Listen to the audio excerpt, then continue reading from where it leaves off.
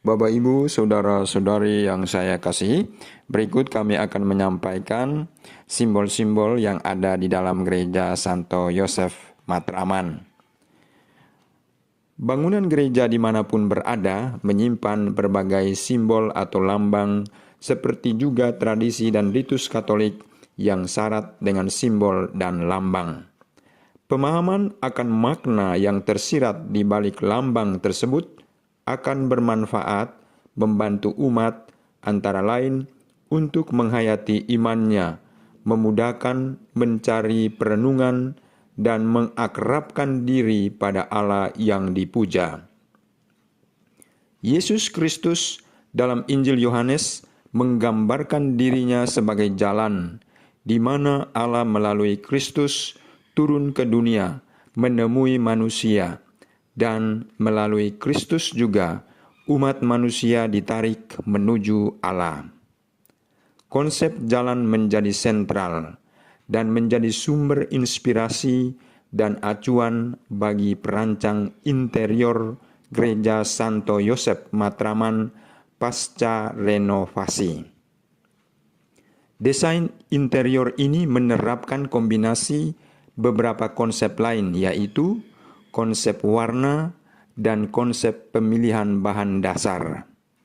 Semua konsep tersebut mengacu pada jalan kehidupan umat Kristiani, yaitu jalan salib dan akulah jalan. Yohanes bab 14 ayat 6. Gereja umat Allah termasuk paroki Matraman pada dasarnya adalah sejumlah pesiara yang berjalan bersama menuju Allah.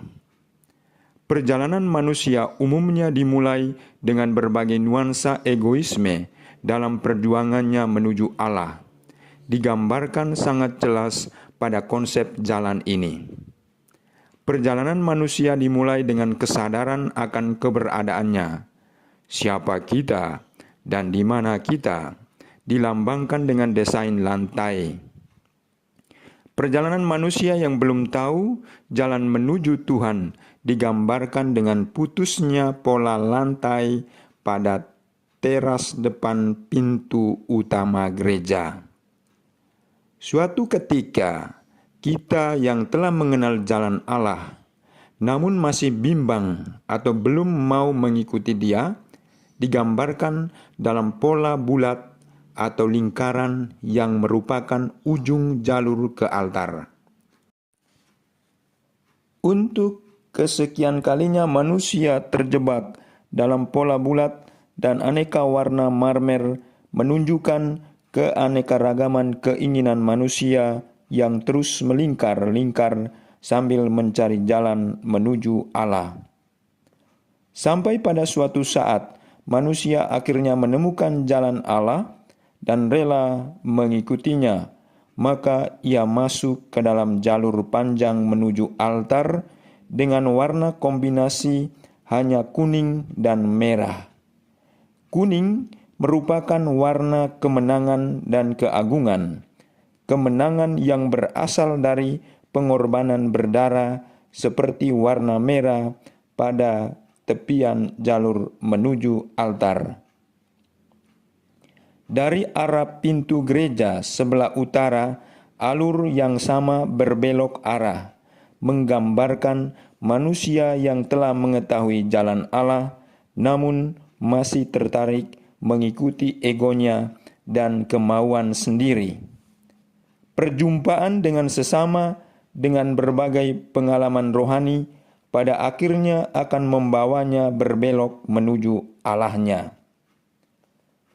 Perjalanan menuju Allah dan bersama Allah kembali sangat terasa kuat, tampak pada pola plafon berbentuk salib dari lumber siring kayu jati yang berbentuk salib megah menaungi seluruh lantai. Salib lumber siring ini juga terpasang pada jalur sebelah kiri gereja.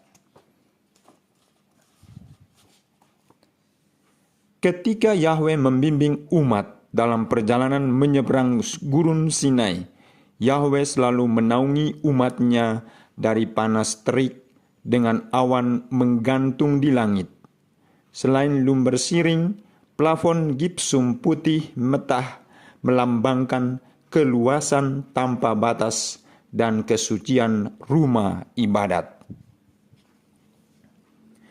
Pola lantai ornamen bulat berbentuk bunga teratai dengan aneka warna yang melambangkan 8 penjuru angin, merupakan lambang perkembangan rohani manusia dalam perjalanan menuju Allah. Pola ini pun dapat dikatakan sebagai lambang kepenuhan cinta Allah melalui gerejanya kepada manusia.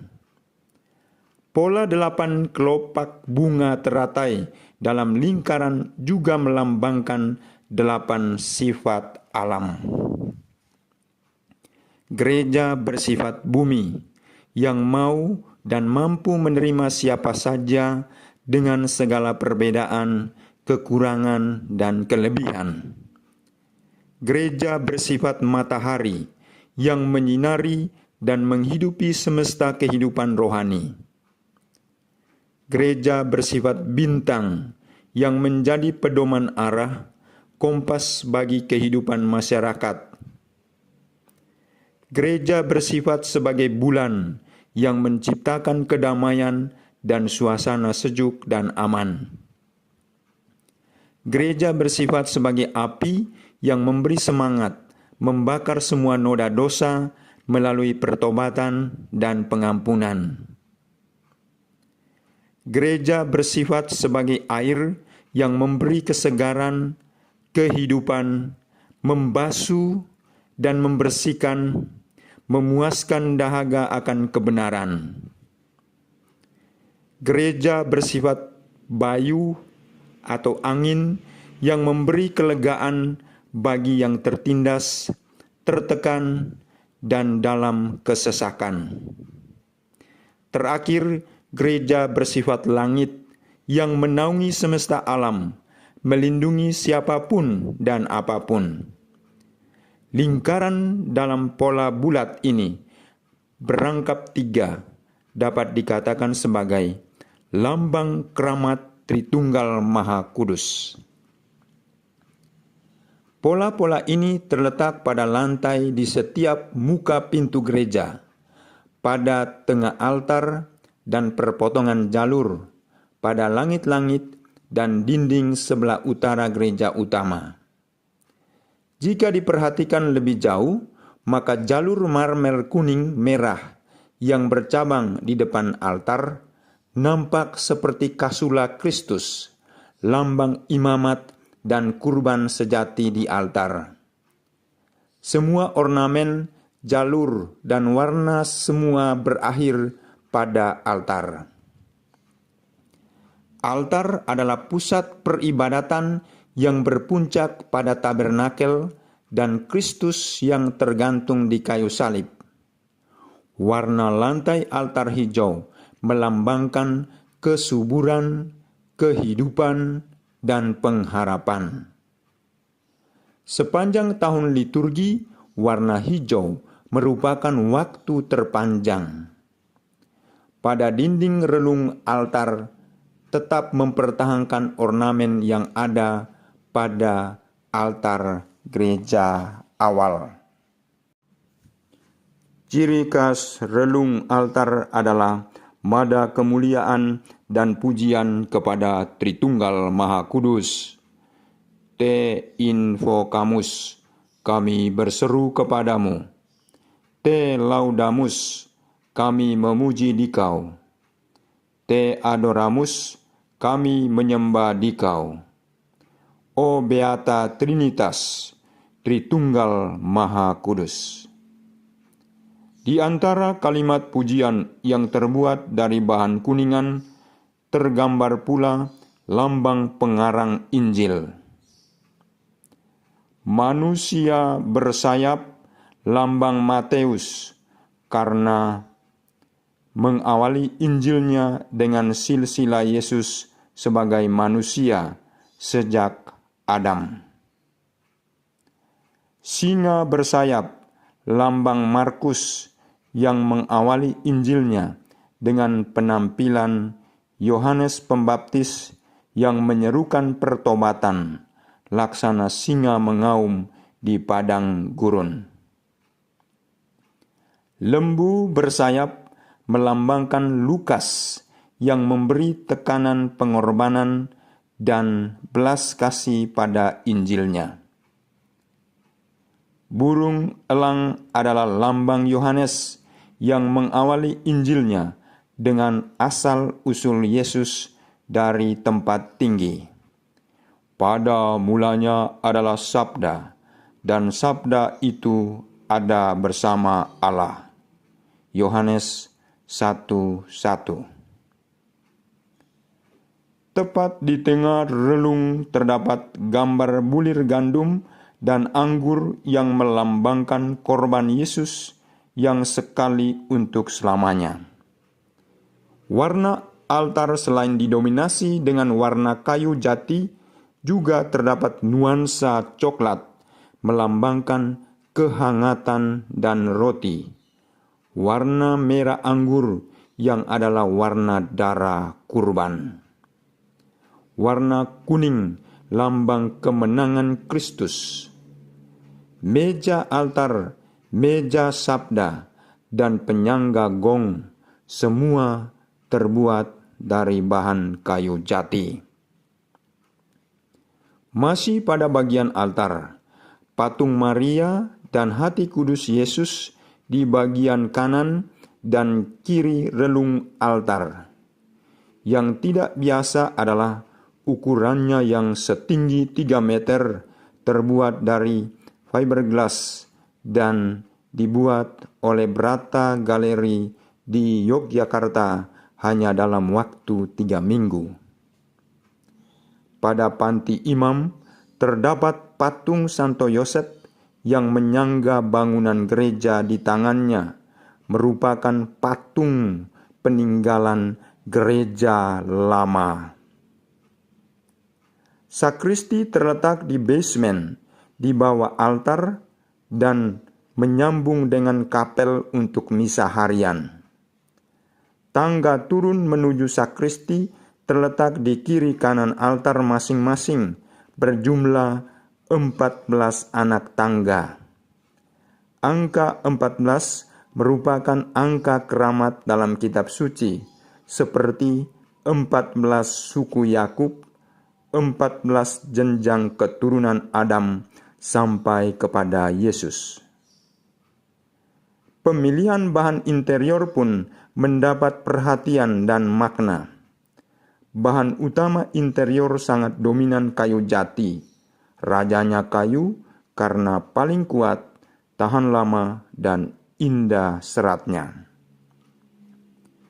Bangku gereja di lantai 1 terbuat dari kayu jati, sangat menyatu dengan keseluruhan interior, lumber siring salib, pagar altar, dan pintu-pintu.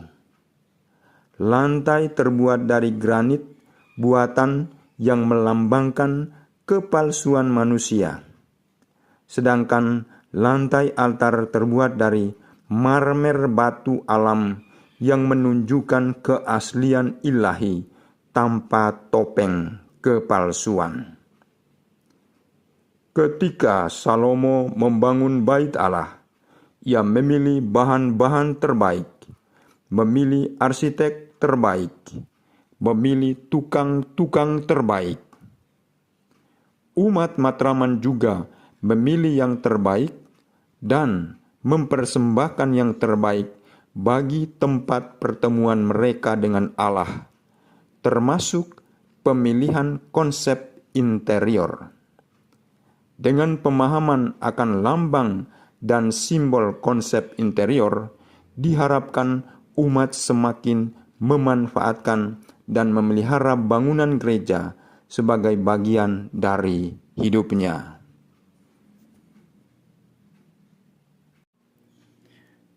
Pemberkatan gereja pasca renovasi dilaksanakan pada Hari Raya Tritunggal Maha Kudus, 26 Mei 2002 oleh Bapak Uskup Agung Jakarta, Julius Kardinal Dharma Atmaja, SJ. Demikianlah penjelasan tentang simbol-simbol Gereja Santo Yosef Matraman. Sumber dari penjelasan ini diambil dari buku Di Bawah Lindungan Santo Yosef, Refleksi Perjalanan Umat Paroki Matraman dari tahun 1909 sampai 2006. Halaman 27 sampai dengan halaman 31. Tuhan memberkati kita.